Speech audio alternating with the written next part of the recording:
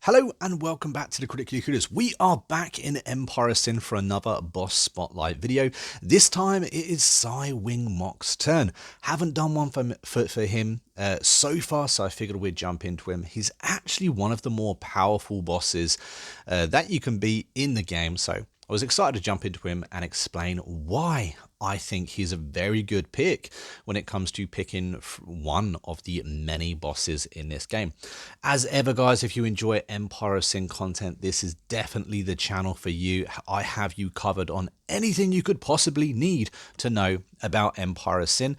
I have a ton of different playlists as well for you to go through, which makes it easier because we are approaching 200 videos in this game, which is kind of insane.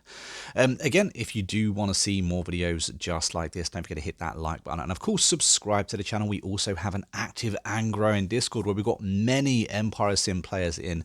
The link for that will be down in the description. Feel free to join. Anyway, let's jump into this character and start looking at his Empire bonuses.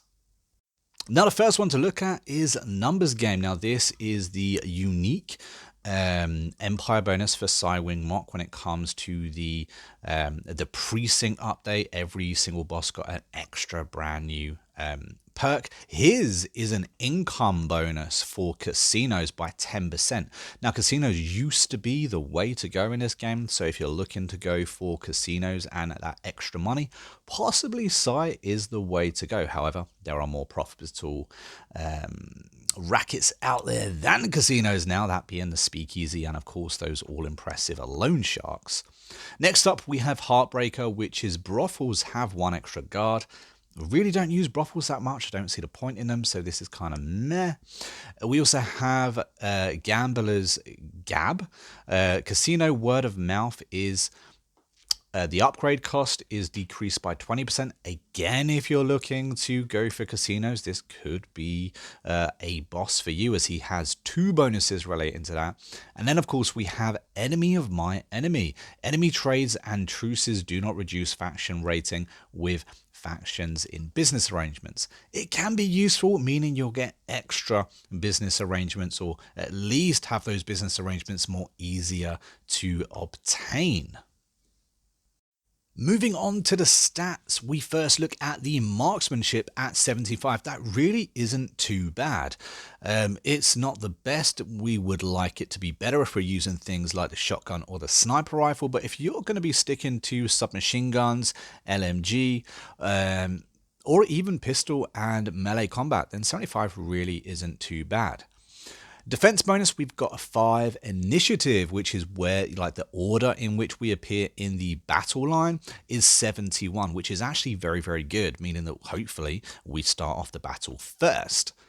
On movement, we actually have 7, which is the highest any boss can get. The lowest is 6. It's only 1 extra point, but it does make up 2 squares on the battlefield. That extra point can really help out. Moving on to the last 3 stats, we are looking at leadership, persuasion, and intimidation. This is all about those in-game events, those things that pop up, sometimes even in a dialogue option. It's kind of your chances to succeed or not. Now, at 60, 66, and 55, you're kind of in the middle. They're not great. They're on a little bit of a low side, but the persuasion is just high enough to kind of get you through a few in-game events and a few dialogue options, like for instance your starting opening option. Most people have the option to persuade the person they're talking to, and of course Psy does succeed in that. Unfortunately, Psy does not have any real traits to kind of talk about. He does have Calm, which is 25% chance to bleed out instead of die, meaning that if you lose a gunfight, there's a chance that your game won't be over. However, 25% really isn't that much. Now, I have seen people say that it's actually a little bit more than that 25%, but I can tell you firsthand that I have died and lost a playthrough as Psy a couple of times. This has not triggered.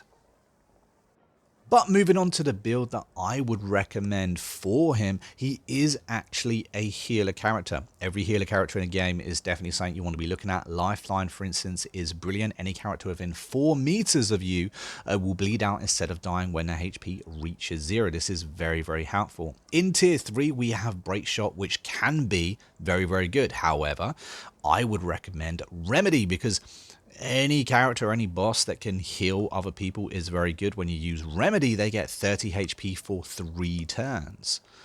On tier 4, however, I really don't like anything here. Malpractice can be quite good, but it really is up to you. Really does depend on how you want to play it. But for me, rank 4 is a no-go. In rank 5, of course, the only option has to be kill chain. Fire a shot at a target. If the target is killed, your turn doesn't end and you get 1 AP, meaning if you use a single AP weapon, you can effectively clear an entire room with this perk. Now, it does take a very long time to get to it, but once you get to it, you are practically God, and it is definitely the way to go. However, let's talk about his main ability, which is the Death Blossom. Unfortunately, this counts as an explosive, therefore you cannot rank up any weapon while using your ability. Now, as powerful as it is, that does leave you a little bit short because normally you get passive kills on whatever weapon or thing it kind of usually goes to, but explosive doesn't have its own chain. So when it comes to picking the weapon for you, there really is no perfect answer with Psy. Personally, I think the handgun and melee combination is extremely powerful at the moment. Machine guns are never a bad option, and submachine guns are never a bad option, and machine guns, if you manage to invest enough points into them, can be absolutely devastating. So choice really is up to you. However, Psy's main ability is the Death Blossoms, and they are tremendously powerful. Basically, once you get 3 kills, you have access to his ability. He will fire or throw 3 poisonous bombs at the targets. Now, these can stack, so if there's some very strong targets, you can fire all 3 at a group of people or the boss, and every impact will stack with the other. Also, it leaves an area of poison on the floor, so if anyone walks into it, they immediately become poison. Now, this area is actually pretty big. This ability did seem to get quite a big buff in the last update, if you ask me. And the poison is a 15 tick. Now, that's not necessarily a lot, but I think that, status buffs or status effects are very, very useful in a long game. So, for instance, a safe house battle, Psy is incredibly useful, not only because of the poison and the way it works and the fact that you can stack those bombs up against the bosses, but also you can deny entry points. Now, what I mean by that is because the way it works with the depots, when you're attacking a depot or attacking a safe house, you get reinforcements come in. Now, especially in a safe house, you know exactly where those reinforcements are coming in every single turn, meaning if you throw a Death Blossom on that entrance and maybe even double that with a Fixer's ability as well, then you're going to be doing damage to every single person that comes in. They're all going to be poisoned, meaning they're not going to last that long, thankfully. It's just a small thing, but the AI do try to avoid it if they can. However, more often than not, they will take the hit and just walk straight through it. In my opinion, though, this is one of the better abilities in the game.